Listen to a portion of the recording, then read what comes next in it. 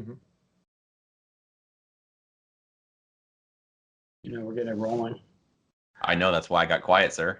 Welcome to Practical Shooting After Dark. We're here to talk about shooting. You guys all know what's up. On deck tonight, backed by very popular demand, Matt Pranka.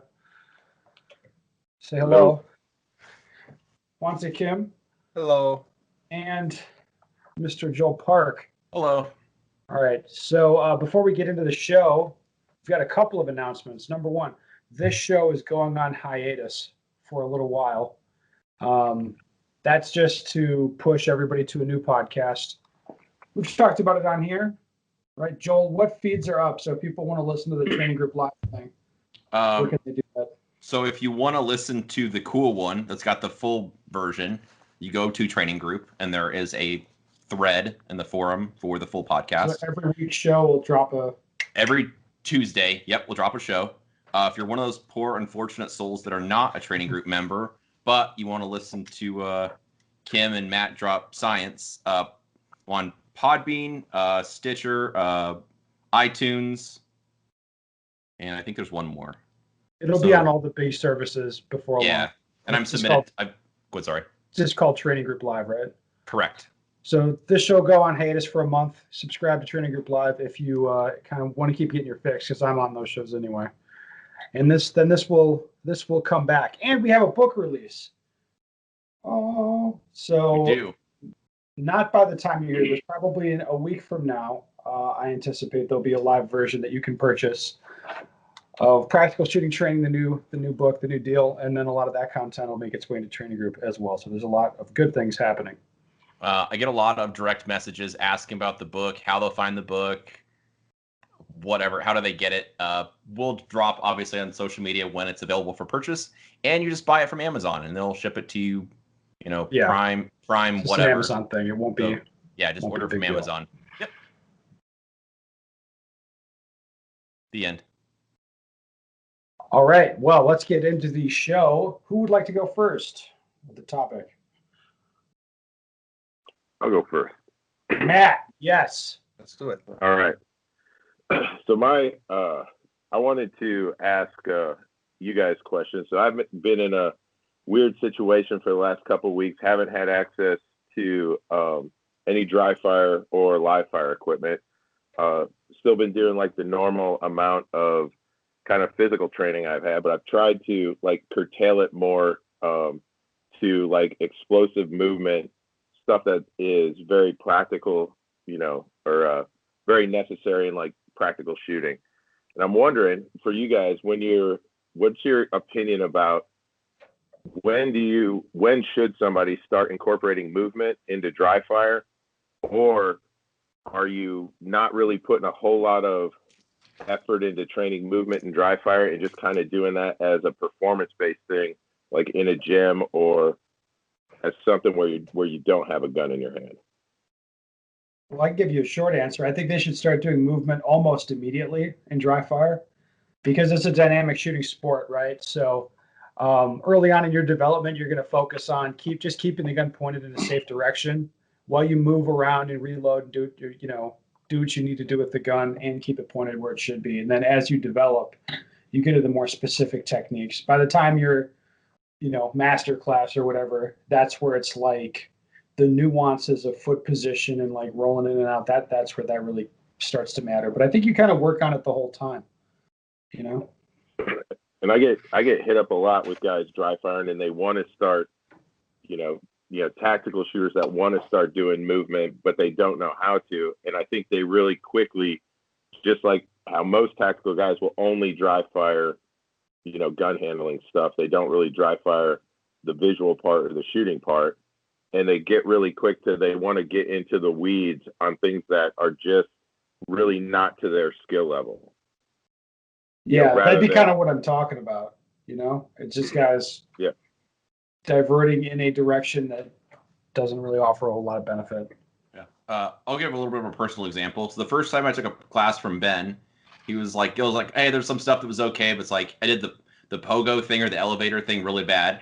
So anytime I would stop, I'd come in low to the position, and then I would just, end up standing completely flat-footed, straight up. And of course, like he's like, yeah, you're doing this. I'm like, okay, like I don't I don't really know. Like, I don't think I'm doing that, but obviously I was. So I know I use this a lot, but like a good thing about dry fire is you don't have all the distraction of the safety with a real gun, the thing going off in front of your face. You got to hang on to it. All this other crap's going on. And so I would do movement training in my dry training, and I would just basically start, the rules are feet spread apart, at least shoulder width apart, knees bent is when I started. And then when I stopped, I'd do some, garbage where I'd run around my basement, shoot targets, whatever. And when I would stop, I would just kind of freeze frame at the end with my gun still extended, pointing at the targets. And I would just kind of look down at my feet, my legs, knees, and just kind of assess the situation, so to speak. And then I started becoming really conscious, really aware of what I was doing. And that helped me fix the issue. But I don't think I would have fixed it as well if I was at the range running around with a loaded handgun that I have to be very careful about, make sure I'm pointing it the right way and it's going on off and all this other stuff. So it was a really good way for me to look at one specific issue I wanted to fix and focus on that without other distractions.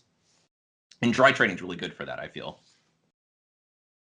Yeah, I personally do both. So like, dry fire movement, that's absolutely in my like minimum required training routine, meaning, like draw, gun handling stuff, target training and stuff. I have like at least 20 minutes of training in off season. But in this kind of case, I do shooting focused movement training, which meaning I start with stationary draw and I would add step or two after another. So, and then I'll go up to like 3-4 steps as I am drawing. So I'm practicing movement draw, basically movement reload, shooting the move, those kind of minimum stuff. But I do movement focused training too. So to say, I'm training like a football player. So I'm working on my ankle stability, the glute development kind of thing, good core engagement. I'm not doing like a weightlifting per se, but I'm doing exercises like lunge or jumping jacks to develop those muscles. Not to the point I'm like a Usain Bolt, but to the point I feel very stable. I feel no fatigue in a short training. So it's funny you say that. So that's kind of what I've been doing the couple weeks, last couple weeks, is focusing on that like explosive movement, really nothing more than like 12 or 15 yards, but being very stable, decelerating, almost like a suicide drill, kind of like Ghost Stop, but with no targets, where it looks more like just a functional fitness exercise, but being very stable from the stop and very explosive on the go. Yes. So as I noticed, a lot of guys in a squad I shot with at the last match, moving and shooting positions, usually the last position of a stage, being very, very unstable, not on easy shots when there was no need to be unstable. Exactly. Yes. Have you guys seen like you're doing just a one-footed shot on a 15-yard partial target in a lean when that position doesn't really require a lean, because it's just not like programmed as a cue to move when you're moving into position, to have that gun up, set up low and wide, and be stable when you take those last two shots. And that's what I've been kind of working on since last couple of weeks. Nice. I call that ballerina style, where you're like lifting one foot unnecessarily kind of thing, losing stability, or unnecessary being too decelerating in your movement. In movement focused training, I focus a lot in explosive acceleration and deceleration. I think a lot of people neglect the deceleration phase. So people are like in a 5 steps movement, people tend to accelerate really hard, explosively in the first 2 steps, and then they're not decelerating fast enough. So in a long run, like 10 steps, it really shows. People run really hard first, 2, 3, 5 steps, and then they're using too many steps to decelerate, if that makes sense. If there's 10 steps movement, they're spending a lot longer time to decelerate rather than they're keeping that high velocity as long as possible. Yeah. I like it. So how I've been like specifically doing this is I have like 2 buckets, because I figured in order to kind of reinforce that, hey, I'm nice and low, right? So I'm doing like a shuttle run right back to different distances, but with the buckets, it feel like you have to get low enough to place this little wooden block on the bucket and be completely stopped and then explode out. And it seems to be working. Plus, it's a little fun to mix it up. I like it. It's good training. Oh, for very sure. Yeah. And then the other thing, like Matt, we were talking about that training. It's nice where you don't have to worry about like a gun and all the other garbage. You could just focus on really like hyper focus on the one thing you wanted to work on, like leaving aggressively, and you don't have any other distractions to like, pull your attention away from that one thing you want to work on. Yes. So I really like that a lot. Isolation. Isolate. That's Yep. Kim, I say something like this long drawn out, and Kim's like, or you could just like, oh, you're meaning it's like this angle, and I'm like, oh, yeah, I guess so. Well, the other thing I should say is these skills are so specific that it's not like most people even have the ammo, especially these days. It's not like you have the ammo to train on it anyway, where you can be shooting ammo just to do a repetition of your foot position. Like you need to put the ammo into fundamentals, not into this. Yes. Yeah, for sure. 100% agree. All right. Well, Matt, do you have any more? I mean, that was a pretty good starter. Do you have any more questions you want to ask? Because it's interesting what you're working on. Yeah, that's all I got right now. I like it. Well, that got us going for a while. Mr. Kim, Yes. something fun and interesting to talk about. Mm-hmm. So it's kind of like a technology. So I've recently shot the most expensive gun in my whole shooting career so far. It was Infinity Open Gun. Christian Seller kindly let me shoot his gun. I shot like 100-something rounds. And I shot it, of course, I had a carry optic gun side by side, and then I was kind of comparing the two, what the open gun does. I've shot open guns in the past, not in a match situation, but borrowed open gun at local matches kind of thing, because open was always in my heart. I don't see me shooting open financially, but so I've shot all kinds of custom guns, like all the big names out there, like Limcat, LS, and STI, all that open guns, custom open guns or factory open guns. And then I think Infinity Open Gun was a little bit different experience than other open guns so far. And I think this was like the newer technology comp and all that stuff with 38 Super Comp cartridge. So when I shot the Infinity, basically I shot like a measurement drill and doubles drill, some shooting fundamentals drills. And then when I shoot, so measurement drill, I think a lot of people know on training group now that you shoot one shot with complete relaxed shoulder tension, but good grip, good stance, blah, blah, blah, and let the gun completely like just recoil off. And then you don't return it, just let it flip and then shoot the second shot and see where it lands, the dispersion of the first shot and the second shot. So when I shot the Infinity Open Gun, basically there was no dispersion from the first shot and the second shot, even with my completely relaxed shoulder, and I'm not trying to return the gun or anything like that. So basically the cartridge was working the compensator to basically return the gun for me. When I shot other open guns, like I shot CZ open guns too, usually the factory open guns, there was a little bit of return I had to do. Some really good super custom ones, still like really close to completely bringing the dot back to zero. But Infinity Open Gun, what was the difference was the dot was just moving so clean. Usually, even if you're shooting carry optics, when the dot goes up and down, you may see some shake and jiggle left to right. Hopefully it's straight up and down, yes, but it's still shaking left to right just a little bit oftentimes. But Infinity Open Gun was almost like a video game shooting. So it really felt like I was shooting from a video game in the perspective of the dot movement up and down, all that stuff. Of course, the dot still moves up and down just a little bit because the wrists always, you can't really completely lock it unless you have, I don't know, really strong arm. But just a little bit of movement from that wrist flippage, just a hair. And then that was it. It was so easy. I was able to shoot kind of like similar group size as my PCC, similar. So I shot 20 yards target, open target. I would just shoot as fast as I can pull the trigger, maintaining all alpha zone. So I thought that was a little bit cheating. That's excellent. It is.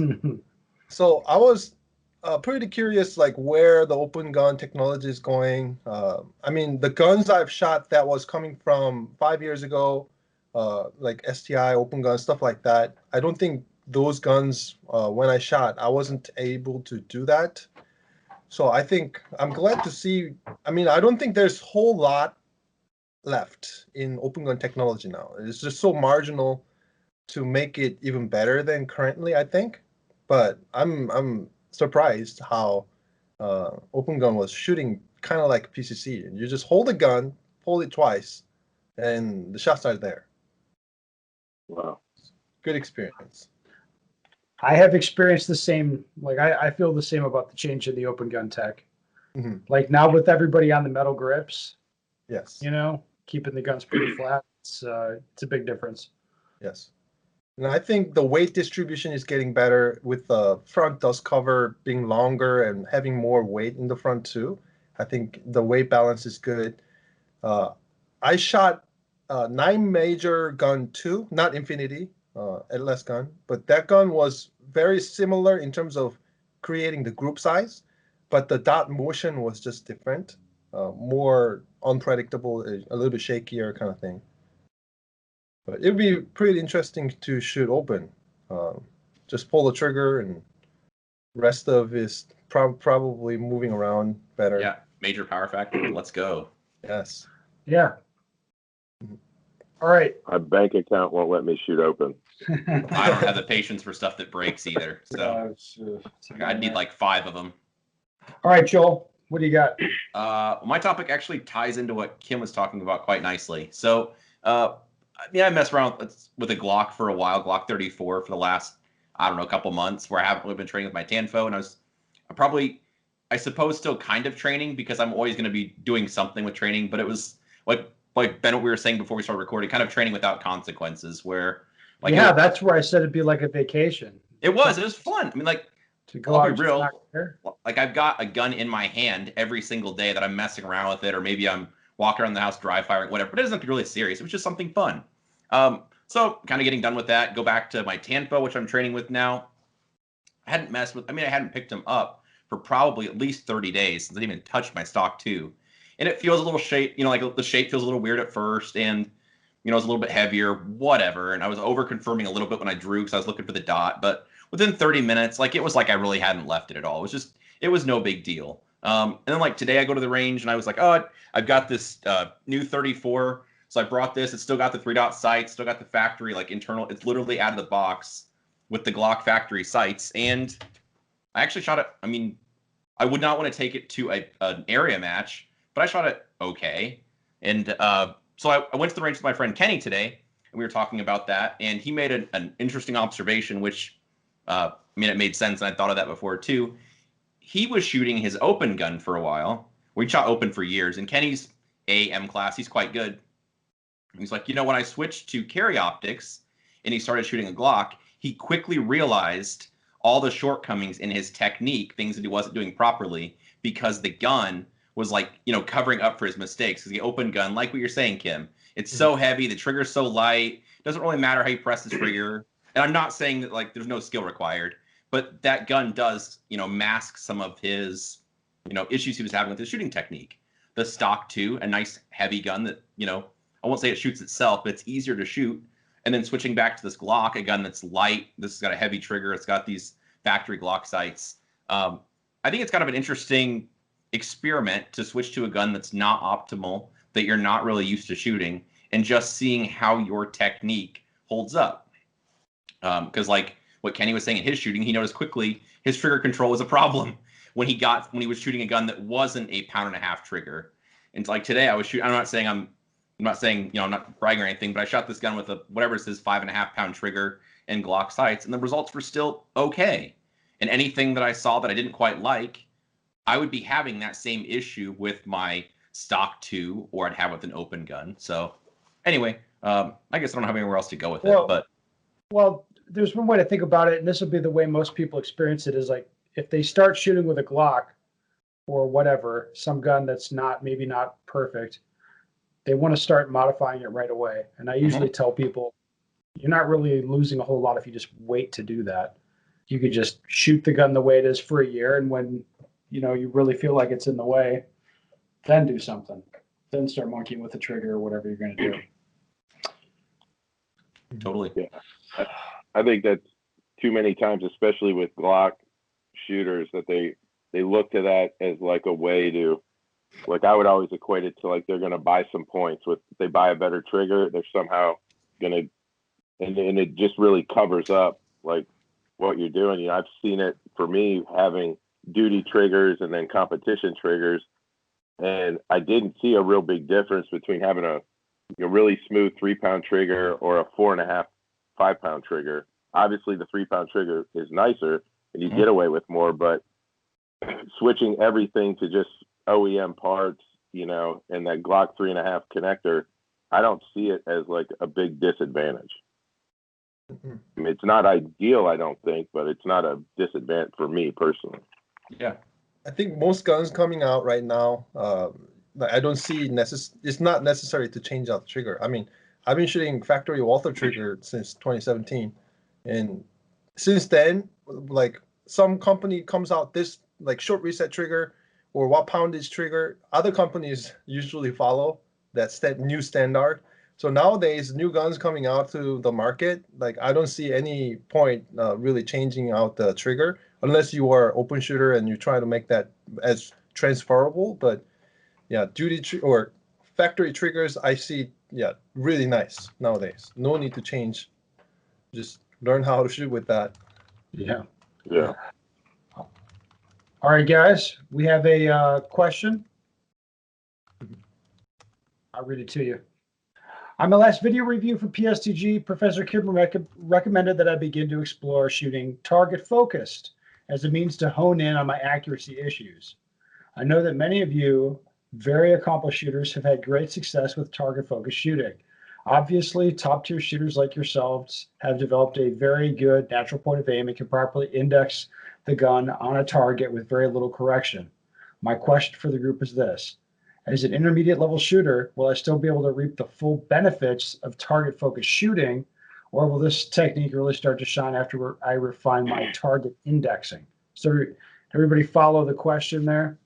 Yes. So should I start doing target focused shooting if I'm not really that good? Like by indexing, I assume he means look to a spot, the gun comes to the spot, but the sights are kind of cocked up, so he doesn't have a really developed index. Yes. All right. Go ahead with your thoughts, Matt. I don't think that. I think they go hand in hand. I don't think if he's developing a really good index, then he has to do that being target focused. Yeah. Otherwise, because to confirm indexing on a really small target, right? Even if you can't just stare at the front sight post, you have to shift your gaze back out to the target to confirm where it is. So you start, they kind of go hand in hand. You don't work hard on developing an index by not being target focused.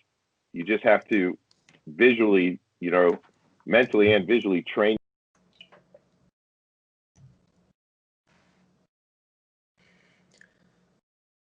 All right. I'm not sure what happened. I think we dropped Ben. I'll blame his Wisconsin internet.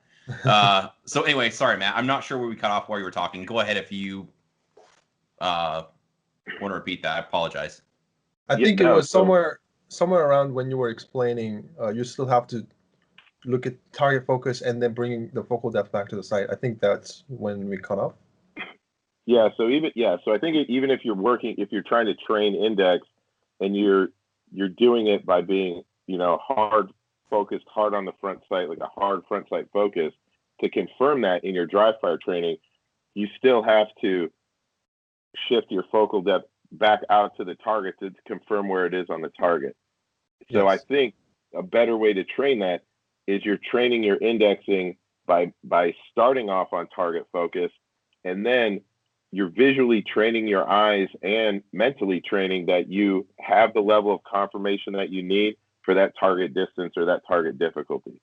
Because for me, that was the hardest part, is I had a very good, well-developed index, out to probably 9-10 yards. But then once I got to 12-15 yards, I could shoot target focused fine from like a mechanical standpoint. Just visually, it took me longer to get to confirmation or to be comfortable that those blurry sights were lined up, and I had the level of confirmation that I needed to make those shots.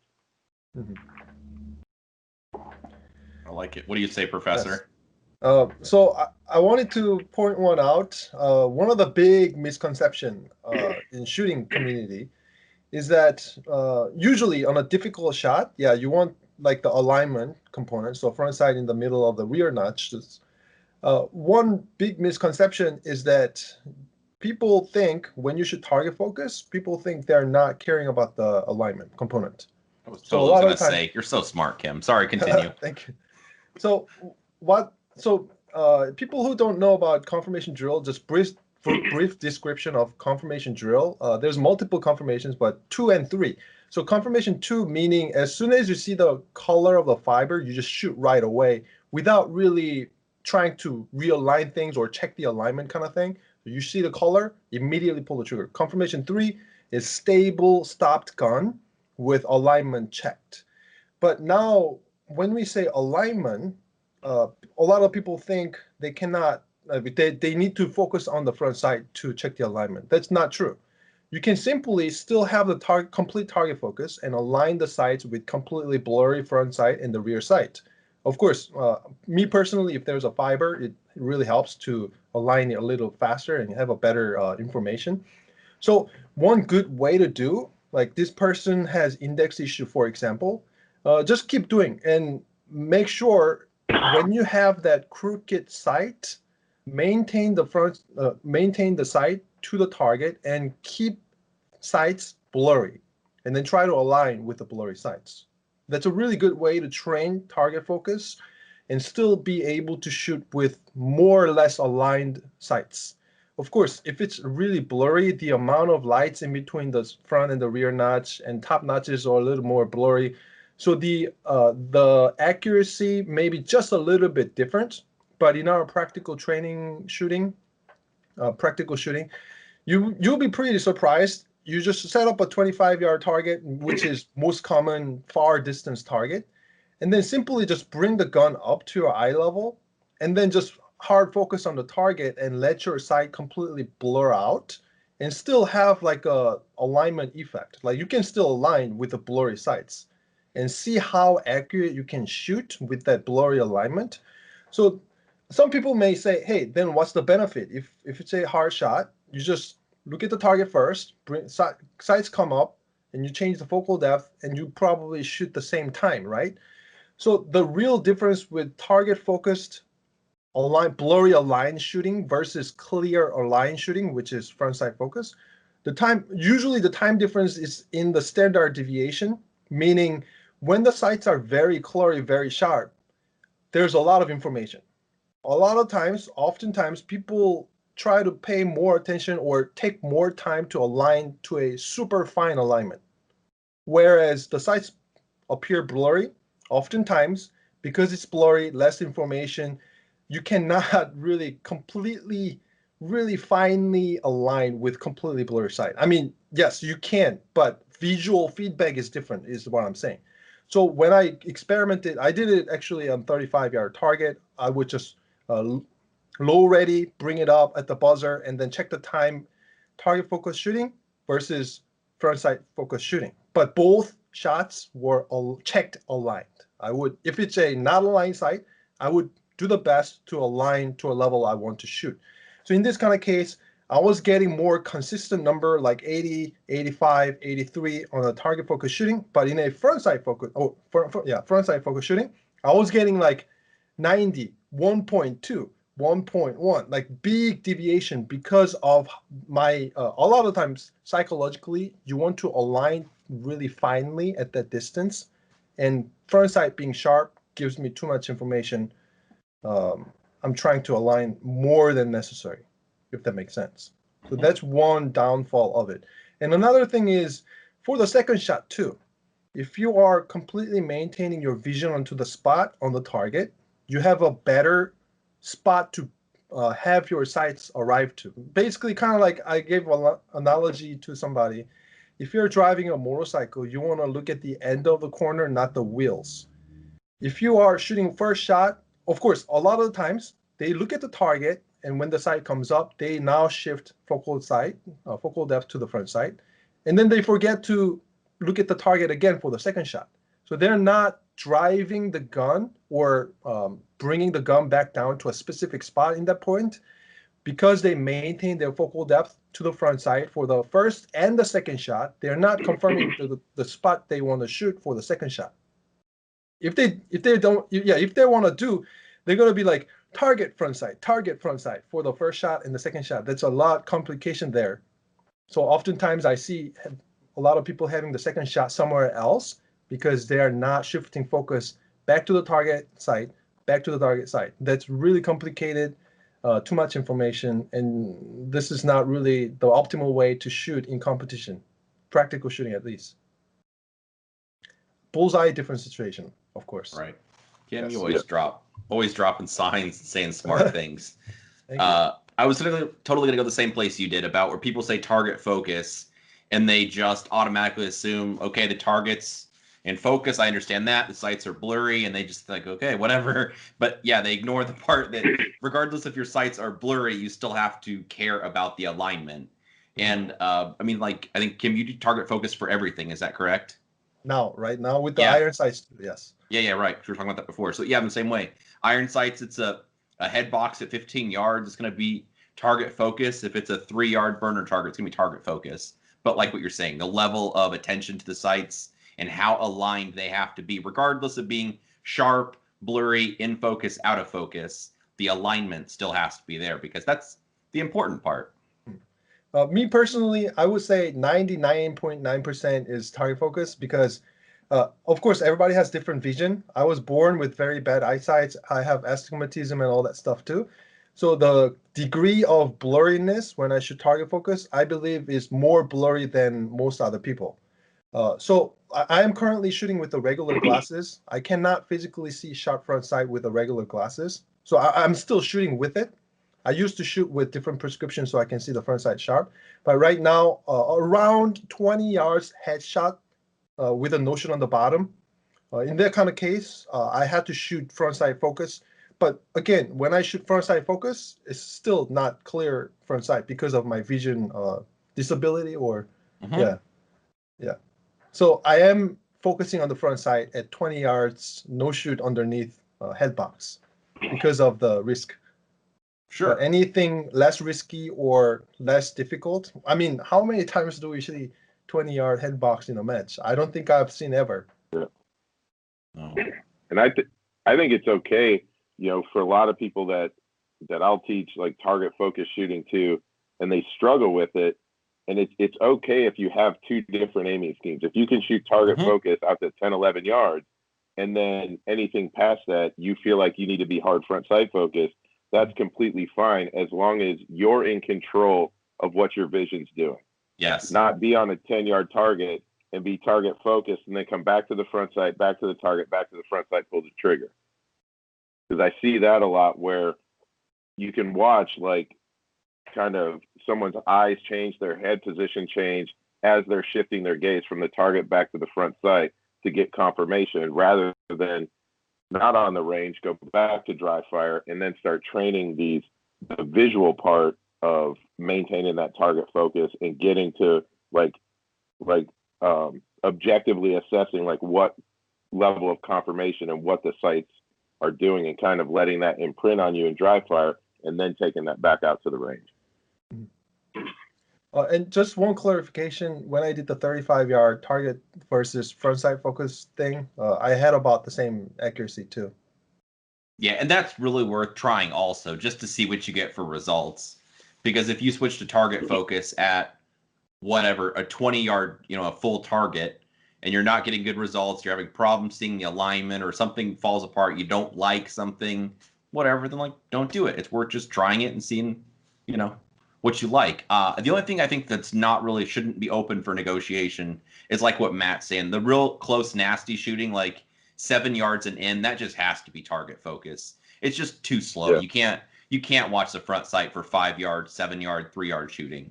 That just has to be target focused. But I don't know what, I guess in medium and long range depends on maybe your skill level, but medium out to long range shooting, whatever that means to you, then like I think that's a trial and error of trying target focus, trying front sight focus, and just kind of seeing what results you get, and you develop a preference for things. Yep. Well, I've seen too where as the fundamentals increase, right? And if you think like with doubles, there's no reason if you shoot, you stack rounds on top of each other in the doubles drill at 5 yards, and you ingrain those fundamentals of returning the gun back to normal. All that shows itself back at 20 too. Mm-hmm. The gun is still returning the same way, and that's where I think helps a lot of people. If they focus on fundamentals as well as the visual part, you're going to get much better results with target focused shooting. If you can't hold the gun steady and kind of put rounds right on top of each other at close distances with doubles or like a Bills drill, or shoot like a predictive style of shooting, then you're not going to have good groups back at 25 regardless of what you're doing. Yeah, totally. Visual. Yeah. One more thing I noticed when I compare target versus front sight focus shooting is at extreme difficulty shots, like the example of 20-yard head box with a no-show on the bottom. With the front sight focused, I was able to call my shot a little better. With the blurry sights, of course, if we are talking about under 25 open target, I can still call very, very well because the A zone is a lot bigger. Just extreme small shots at very far distance, front sight focus, I'm calling the shot more accurately. I know, have a better idea where the shot went. Okay, that makes sense. One other thing to talk about with target focus shooting is sometimes people look at the target so hard they start looking for bullet holes. And I would definitely say do not be looking for bullet holes. It's too slow. Pick a precise spot on the target. And not like, just the the perforated A box would be okay. It's like, no. Like the perforated letter A is where you want the bullets to go. Or if it's too far away and you can't see the scoring lines of the target, I'm looking with my eyes, a very precise spot where I want the gun to go. And that's what I'm focusing on. I'm not going to play games with my vision where I'm looking at, bullet holes or confirming or checking my work, so to speak. Because you see that sometimes where people shoot and they kind of pause and they admire their work about how well the target looks and how great they shot before they go on to the next thing. So that's one word of caution. Yeah. One word of caution with target focus shooting. You can't stick around and admire your work. Yeah, I describe it as zooming into a target as if a camera would zoom in. Sure. I do I do that exercise pretty often. So I would just bring the gun up, and then I would change my focal depth to the target, to the front sight, and how much zoom in I can do onto a specific spot on the target too, rather than just seeing a brown target. And then I would examine how much blurry the sight gets too. That's pretty important, especially people with astigmatism and also people with both side shootings, because the double vision changes depends on the distance of your focal depth. Totally. So if you are aiming target focus at 25 yards target versus 5 yards target, the amount of double vision obscurity changes. Yeah. But one-eye shooters don't have the double vision. This is true. Yeah, it's not a one-size-fits-all, though. And that's with a lot of practical shooting. It's about experimenting and seeing what works best for you. And then I would encourage trial and error, because if you try something and it's a train wreck, it doesn't work out. You just know that maybe at this point in your shooting, it's not a good idea. But it's not like you did something bad. You're just learning from your mistakes. So experimenting is really important with shooting, I think. Yep, I agree. Well, guys, I was hoping our hippie host was going to return, but I don't know if he's having PC issues or what. So I guess this was a bang-up podcast. 3 of us survived. Listeners, if you have a question you want the answer to, go to my website, bensteger.com. Send me your question. I'd love to hear from you.